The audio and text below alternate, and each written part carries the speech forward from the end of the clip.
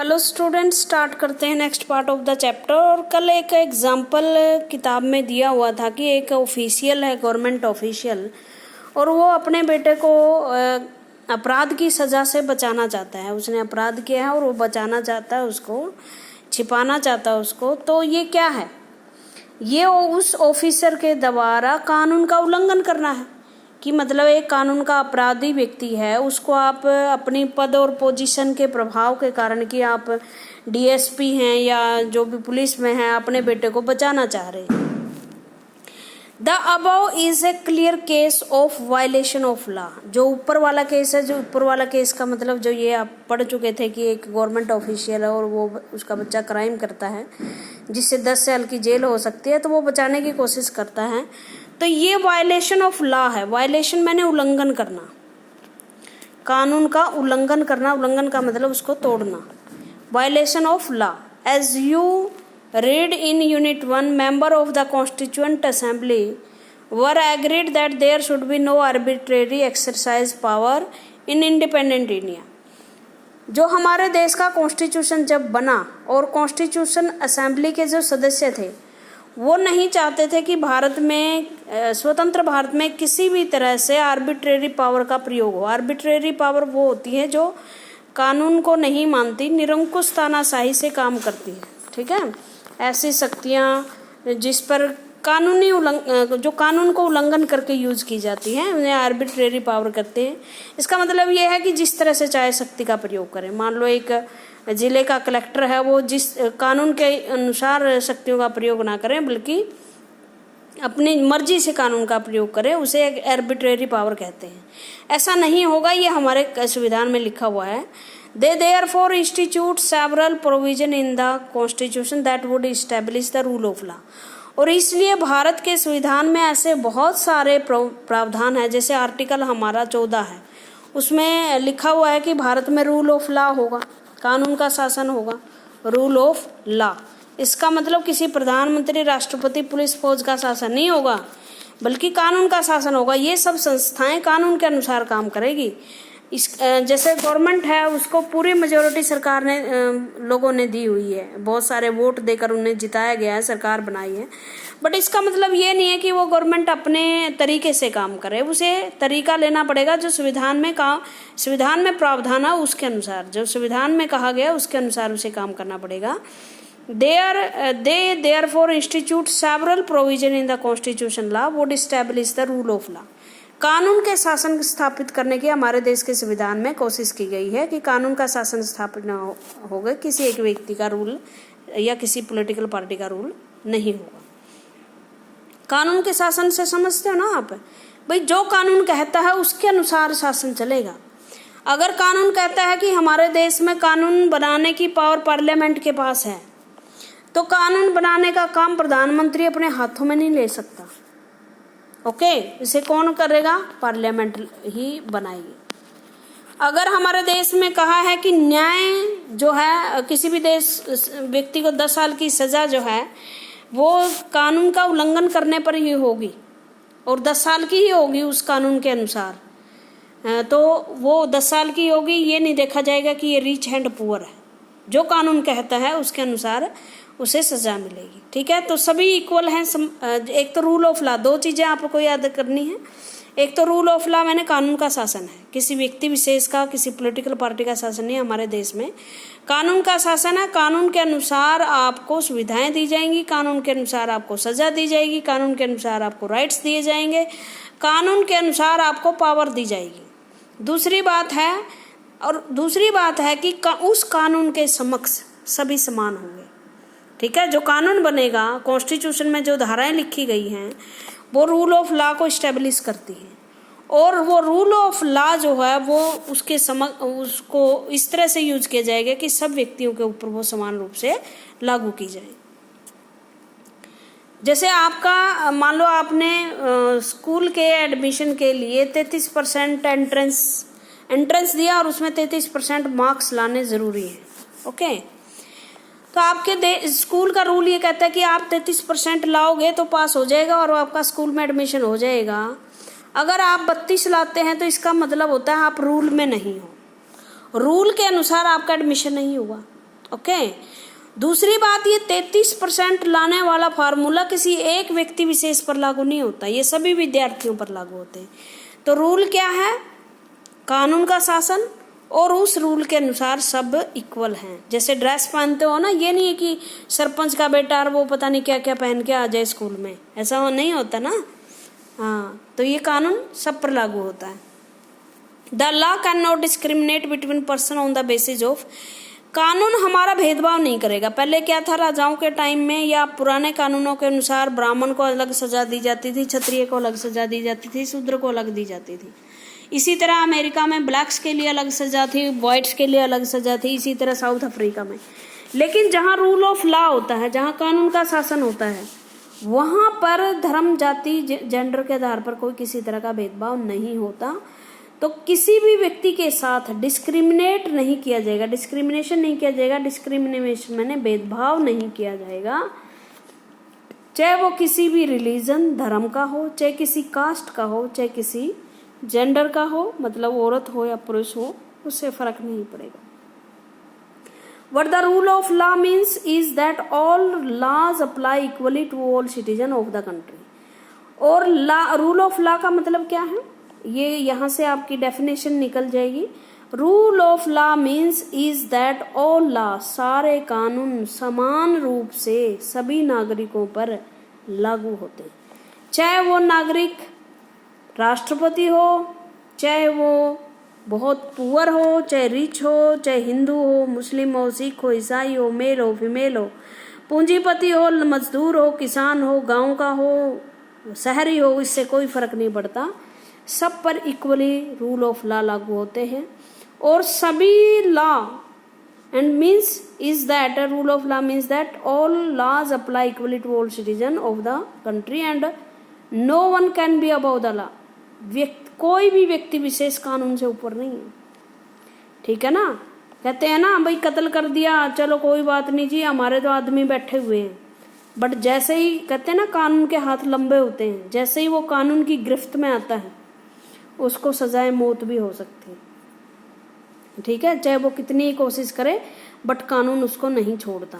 हमारे देश में तो प्रधानमंत्री को भी जेल हुई है, ठीक है, चाहे वो 1-2 दिन के लिए ही थी, बट रूल ऑफ लॉ ऐसा ही है कि सबके ऊपर समान रूप से लागू होता है। Neither of A government official, चाहे कोई गवर्नमेंट ऑफिसर हो, चाहे वो कोई वेल्दी पर्सन हो, धनी व्यक्ति हो, चाहे इवन प्रेसिडेंट हो, कोई भी हमारा देश के कानून से ऊपर नहीं है। देखो प्रेसिडेंट को कुछ थोड़ी सी इम्यूनिटीज दी जाती हैं, इम्यूनिटीज का मतलब उसको रिलैक्स दिया जाता है कि उसे गिरफ्तार नहीं किया जा सकता, ये वो, बट अगर वो कानून है, वो तो कानून बन रहा है इसलिए उसको इम्यूनिटी है। अगर उस कानून से भी बाहर राष्ट्रपति कोई अपराध करता है तो राष्ट्रपति को भी जेल हो सकती है। एनी क्राइम और violation of law has a specific punishment as well as a process through which the guilt of the person has to be established.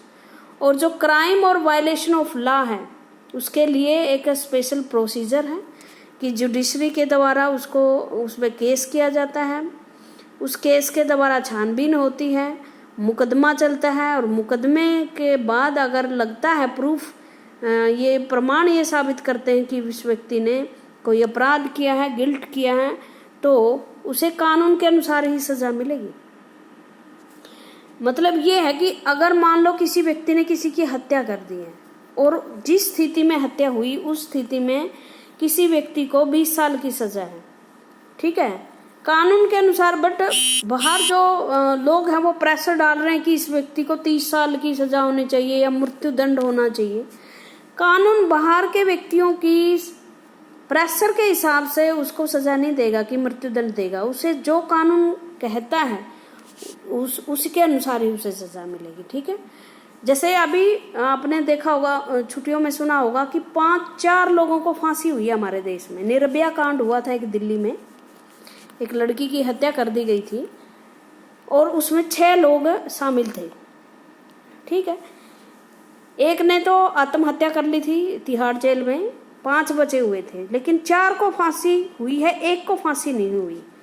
क्यों? According to the rule of law, कानून के अनुसार वो लड़का 18 साल का नहीं था और हमारे देश में अब तो खैर 16 साल कर दी है वो उम्र अपराध की। अगर 18 साल का कोई से पहले कोई व्यक्ति बड़ा अपराध करता है तो उसको सुधार गृह में भेजा जा सकता है, और उसको उम्र उसकी जो सज़ा की वो है, रिफॉर्म्स की जो टाइम है वो सिर्फ 3 साल तक ही सुधार गृह में रहता है। बाहर बहुत प्रदर्शन हो रहे थे गवर्नमेंट के सामने, लोग कह रहे थे कि सबसे ज़्यादा दरिंदगी उसी लड़के ने जो 18 साल का नहीं हुआ था उसने ही अपनाई थी, सबसे ज़्यादा हैवानियत उसने दिखाई थी, क्यों ना उसको भी फांसी चढ़ा दी जाए। बट देश का रूल ये कहता ही नहीं है। देश का रूल ये कहता है कि नहीं, 18 साल से पहले आप अगर कोई अपराध करता है तो उसको हम सज़ा नहीं मानते, वो बच्चा माना जाता है, मतलब नाबालिग माना जाता है, उसमें इतनी समझ नहीं होती कि वो इस तरह के अपराध जानबूझकर कर सके। उसके बाद लोगों का प्रेशर आया, नया कानून बना, फिर देखो नए रूल बनाने पड़ते हैं अगर हम इस तरह की बातें हम फेस करते हैं समाज में। उस रूल्स के अनुसार अब 16 साल की उम्र में अगर कोई ऐसा अपराध करता है 16 साल से पहले, तो उसको क्या होता है, तो उसको सज़ा मिलती है, तब उसको सुधार गृह में भेजा जाता है। अगर 16 साल से ऊपर वो इस तरह की सज़ा अपराध करता है तो उसको सज़ा जैसे फांसी दी जाती है तो उसको दी जाएगी। ओके, तो ये होता है रूल ऑफ लॉ, ये होता है प्रोसेस के बिना आपको ये नहीं है कि जैसे प्रोसेस एक होता है, जब ये हैदराबाद में एक लड़की की हत्या हुई, वो डॉक्टर थी और 4 लोगों ने उसकी हत्या की। देखो फिर 4 दिन के बाद पुलिस ने वो 4 लोग पकड़ते हुए मार दिए, उनका इनकाउंटर कर दिया। अब सवाल ये उठ रहा, बहुत सारे हमारे अखबार भरे हुए आए कि इस तरह के इनकाउंटर ठीक नहीं होते। लोगों ने तो बहुत कहा, समाज ने बहुत माना कि बिल्कुल सही किया, अगर वो किसी इतना उनका भयानक अपराध था तो उनको मार देना चाहिए। क्यों हमने, जैसे निर्भया कांड हुआ था 2012 में, सज़ा मिली उनको 2020 में आके, जो 8 साल उसकी फैमिली के, उस लड़की की फैमिली को भोगे, वो गलत थे। बट यहाँ 4 दिन में ही उसको सज़ा मिल गई तो समाज बड़ा खुश था। लेकिन बहुत सारे लोग ये समझ रहे थे, और वो बिल्कुल समझना भी सही था, क्योंकि इसमें प्रॉपर प्रोसीजर फॉलो नहीं हुआ, उनका अपराध साबित नहीं हुआ कोर्ट के अनुसार। सज़ा देना कोर्ट का काम है, पुलिस का काम नहीं है सज़ा देना समाज का काम नहीं है। तो इस तरह से, but was it always like this, क्या इस तरह से सही होता है? जैसे मैंने बहुत सारे उदाहरण आपको दिए हैं। इन एशियंट इंडिया, प्राचीन भारत में, there were innumerable and often overlapping local law. भारत में बहुत सारे कानून थे और लोकल लॉ ओवरलैप करते थे। मतलब ओवरलैप मैंने किसी व्यक्ति के लिए कैसे कानून थे, जैसे कोई भी व्यक्ति ब्राह्मण चोरी करता, मान लो, ब्राह्मण का वध जो है वो निषेध माना जाता था कि इसको सज़ा कम से कम मिलनी चाहिए, शूद्र को सज़ा कठोर दी जाती थी। तो इस तरह से डिफरेंट तरह के लॉ थे। Different community enjoy different degree of autonomy in administrating these law. और ये कानून कई बार तो क्या होती है, गांव की पंचायत होती है ना, वही कानून बना लेती थी, बस उसी के अनुसार पंचायत जो रूल बनाती उसके हिसाब से न्याय हो जाता था। इस तरह से कानून भी थे, ठीक है। तो डिफरेंट जो कम्युनिटी होती है वो डिफरेंट तरीके का न्याय जो है वो पालन करती थी। among their own, in some cases, the punishment that 2 persons received for the same crime varied depending on their caste background. और कई बार क्या होता था, जो सज़ा मिलती थी 2 व्यक्तियों को एक ही अपराध की, वो भिन्न होती थी क्योंकि उनकी कास्ट भिन्न होती थी। अगर आपने अभी महाभारत देखी हो तो उसमें भी जब परीक्षा होती है युधिष्ठिर और दुर्योधन की कि कौन युवराज बनना चाहिए, तो उनके सामने 4 अपराधी आते हैं। एक शूद्र होता है, एक वैश्य होता है, एक क्षत्रिय होता है और एक ब्राह्मण होता है। जब दुर्योधन से पूछा जाता है कि इनको क्या किया जाए, तो उनको कहा जाते हैं कि अगर चारों ने मिलकर एक व्यक्ति की हत्या की है तो चारों को ही बराबर सजा दी जानी चाहिए और हत्या के बदले हत्या होनी चाहिए। लेकिन युधिष्ठिर कहते हैं कि इनको सजा बराबर नहीं होनी चाहिए। क्यों? क्योंकि ब्राह्मण शूद्र ने अपराध किया है अज्ञानतावश, वो अज्ञानी है, या इन तीनों के प्रेशर से। वैश्य ने अपराध किया है लालच की वजह से, क्षत्रिय को और कठोर सजा मिलनी चाहिए क्योंकि ये देश का रक्षक होता है, समाज का रक्षक होता है, और जब इसे पता है तब भी इसने मारा। ब्राह्मण को सबसे ज्यादा सजा मिलनी चाहिए क्योंकि ये तो ज्ञानी है, ये तो वेदों का पढ़ा लिखा है, और उसके बावजूद भी अपराध करता है तो समाज को तो बचाने वाला कोई भी नहीं है। शूद्र से समाज को खतरा नहीं है, क्यों? क्योंकि उससे हम उम्मीद नहीं करते, बट ब्राह्मण से तो हम समाज को शिक्षित करने की उम्मीद करते हैं। और अगर एक शिक्षक ही समाज को ये उदाहरण देगा कि आप हत्या कर सकते हो तो समाज का क्या होगा। तो इस वजह से, तो इस तरह से हमारे यहाँ डिपेंडेंट करता था कि आपकी कास्ट बैकग्राउंड क्या है और आपका जेंडर मेल हो या फीमेल में से आपकी वो क्या है। Lower caste being more harshly penalised, और मनुस्मृति जैसे या कौटिल्य जैसे अर्थशास्त्र जैसी किताबें हमारी, उसमें जो दलित जातियों के लोग उनको बहुत ज़्यादा हार्शली कठोर रूप से पेनलाइज किया जाता था। The slowly began to change at the system of law. और लेकिन ये चेंज कैसे हुआ? ये ब्राह्मण शूद्र वैश्य ये चीज़ें कब खत्म हुई? जब हमारे यहाँ ब्रिटिश आए। ठीक है, हिस्ट्री में पढ़ोगे कि किस तरह से ब्रिटेन ने नए नए कानूनों का प्रयोग किया। सती प्रथा, जाति प्रथा ये बंद करवाई, चाइल्ड मैरिज बंद करवाई, शूद्र वगैरह को अलग से अधिकार दिए, जैसे दलितों का अधिकार देना। तो इस तरह से जब अंग्रेज यहाँ आए तो इन्होंने भिन्न भिन्न तरह के कानून देखे, तो उन्होंने भिन्न भिन्न जो धर्म के प्रतिनिधि थे, पंडित थे या मुस्लिम थे, उनको बुलाया और उन्होंने कहा कि जी आप ऐसा करो, हिंदू धर्म के एक कानून बना लो, कई बुक से जो जिस बुक को आप फॉलो करते हो उनके जो मेन निचोड़ निकल कर आता है, जो लास्ट में रिजल्ट्स निकल के आते हैं, उनकी एक कानून बना लो। मुस्लिम अपने कानून बना लेंगे, सिख ईसाई पारसी अपने कानून बना लेंगे। तब ये सिस्टम जो है वो एक बना था। अब हमारे देश में सरकार क्या चाह रही है? मेनली ये गवर्नमेंट जो हमारी बीजेपी गवर्नमेंट है, इसने बड़े सुधार किए हैं। इनमें से एक सुधार ये भी ये करना चाहते हैं, यूनिफॉर्म सिविल कोड। ये याद रखना क्या होता है, यूनिफॉर्म सिविल कोड। इसके अनुसार हमारे देश में जो अब कानून है हिंदुओं का अलग है, और मेनली वो जो कानून है वो मैरिज और तलाक को लेकर है। ठीक है, यूनिफॉर्म सिविल कोड में ये सरकार चाहती है कि सबके लिए मैरिज और तलाक के एक जैसे कानून हो। सिख ईसाई पारसी जैन बौद्ध हिंदू मुस्लिम सब एक कानून के अंडर आ जाएं। एक हिंदू परिवार की महिला को तलाक मिलता है तो उसको बहुत सारी सुविधाएं मिलती है, बट जब एक मुस्लिम औरत को तलाक मिलता है तो उसे मुस्लिम कानूनों के अनुसार ट्रीट किया जाता है और उसको बहुत सारी चीज़ें नहीं मिलती, उसको कुछ भी नहीं मिलता असल में। तो अब धीरे धीरे ये सरकार कोशिश कर रही है कि एक जैसे कानून होए सभी को, अगर भारत में चाहे वो किसी भी धर्म की महिला हो, एक तरह की इम्यूनिटी ही उसे मिले। तो ब्रिटिश पीरियड में कानूनों को यूनिफाइड किया गया। यूनिफाइड मैंने इकट्ठा किया गया।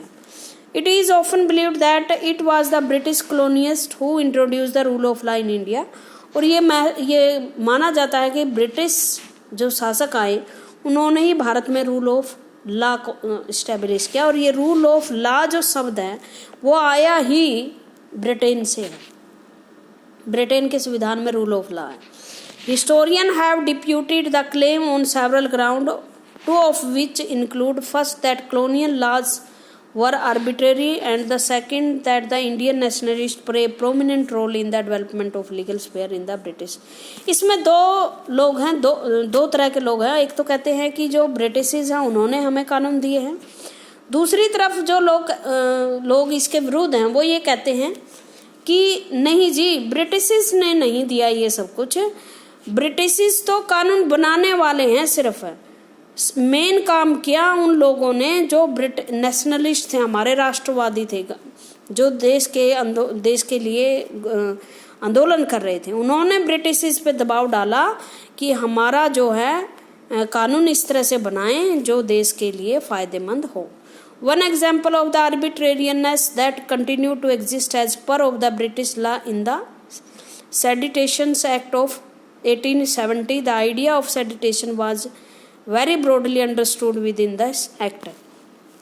और जो आर्बिट्रेशन पावर थी भारत में। One example of arbitrariness. Arbitrariness का मतलब मैंने बता भी दिया है पहले भी कि अपनी मर्जी से कानून का गलत प्रयोग करना। और इस संबंध में एक कानून था सेडिशन एक्ट 1970 का। ये सेडिशन एक्ट अब भी है। ये क्या था, अगर कोई भी व्यक्ति ब्रिटिश गवर्नमेंट का विरोध करता है, ब्रिटिश गवर्नमेंट के विरुद्ध क्रिटिसाइज करता है, विरोध करता है, उसको जेल में डाल दिया जाता है। अब ये एक्ट आया तो इसका विरोध करना शुरू कर दिया नेशनलिस्ट ने, ठीक है। और उन्होंने कहा आप किस तरह से इस तरह के कानून बना रहे हो, हमारे फंडामेंटल छीन रहे हो। Indian nationalist began protesting and criticising this arbitrary use of authority by the British. और इस तरह से जो भारत के राष्ट्रवादी नेता थे उन्होंने इसका विरोध किया कि आप इस तरह के कानून भारत में लागू नहीं कर सकते जो भारत के लोगों को जेल में डाल दें, उनको दमन करें, उन पर अत्याचार करें, उनके फंडामेंटल राइट्स को छीन लें, उनकी स्वतंत्रता को छीन लें। और तब के बाद अब उन्होंने कानून ला दिया। ब्रिटिश जो लोग थे भारत के वो विरोध कर रहे थे, तो ब्रिटिश को क्या लगा कि बिल्कुल इसमें चेंज होना चाहिए। They also began for fighting greater equality and wanted to change the idea of. और इसके साथ साथ वो चाहते थे कि ये कानून सिर्फ भारतीयों के लिए ना हो, उनके लिए भी हो जो भारत में रह रहे हैं, ब्रिटिश अधिकारी है, शासक हैं, ब्रिटिश जो लोग हैं उनके लिए भी हो, मतलब इक्वालिटी हो, कानून बराबर हो, कानून के अनुसार सब बराबर हो, ठीक है। दूसरा एक एक्ट है हमारा, आपने सुना होगा रोल्टे एक्ट। रोल्टे एक्ट कहानी थोड़ी सी ये है कि प्रथम विश्व युद्ध हुआ 1914 में। 2 विश्व युद्ध हुए थे ना। प्रथम विश्व युद्ध हुआ 1914 में। तो 1914 से 1919 तक ये युद्ध चला और ब्रिटिश बहुत जगह पर लड़ रहा था। वो चाहता था कि भारत ब्रिटिश का सपोर्ट करे, ठीक है, युद्ध में उनका साथ दें, भारत के सैनिक उनकी तरफ से लड़े। भारत के जो नेशनलिस्ट लीडर थे, राष्ट्रीय नेता थे उस टाइम, जो मेनली कांग्रेस, वो चाहते थे कि ठीक है हम आपका साथ देंगे लेकिन बाद में हमें बहुत सारे सुधार जो है वो मिलने चाहिए हमारे उसमें, भारत के लिए लोगों को स्वतंत्रता मिलनी चाहिए, या जो भी आप आर्बिट्रेरी रूल अपनाते वो नहीं होना चाहिए। बट जैसे ही अंग्रेज को लगा कि युद्ध खत्म होने वाला है और ब्रिटिश जो हिंदुस्तान के लोग हैं वो आज़ादी की और अधिकारों की मांग करेंगे, तो उन्होंने एक रोल्टे एक्ट नाम का कानून लगा दिया। और रोल्टे एक्ट के अनुसार कोई भी व्यक्ति हथियार अगर किसी के में मिल गए, हथियारों को तो बैन नहीं कर दिया कि हथियार आप नहीं रख सकते। दूसरी बात, अगर ब्रिटिश गवर्नमेंट को थोड़ा सा भी शक हुआ, उस व्यक्ति ने कोई अपराध नहीं किया लेकिन उसको शक हो गया ब्रिटिश गवर्नमेंट को कि ये भारत हमारे विरुद्ध कुछ कर रहा है, तो उसको जेल में डाल दिया जाएगा। और इसका लोगों ने विरोध किया। विरोध करने के लिए वो जलियांवाला बाग में इकट्ठे हुए। जलियांवाला बाग में जो है जनरल डायर ने लोगों पर गोलियां चलाई और हजारों लोग वहाँ मारे गए थे। आज के लिए इतना ही। Thank you very much.